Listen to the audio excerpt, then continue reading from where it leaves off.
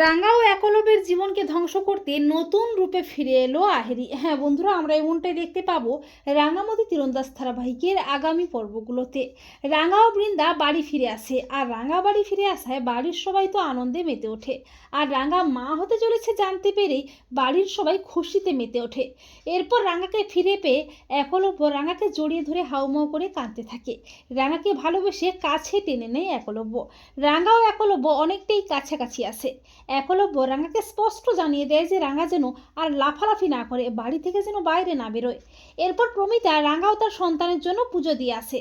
সবাই যখন বাড়িতে রাঙাকে নিয়ে খুশিতে মেতে উঠছে, তখন বৃন্দা আহেরিকে ফোন করে বলে, এবারে তোমার ফিরে আসার সময় হয়ে গেছে। রাঙা ও একলব্যের জীবনটাকে ধ্বংস করতে তোমাকে নতুন রূপে ফিরে আসতে হবে। এরপর আহেরি রাঙাকে শেষ করতে নতুন রূপে ফিরে আসে। তো বন্ধুরা, তোমরা এটাই চাও তো যে রাঙা যেন আহেরির হাত থেকে নিজেকে ও তার সন্তানকে রক্ষা করতে পারে? কমেন্ট করে এক্ষুনি জানিয়ে দাও তোমাদের মতামতটি।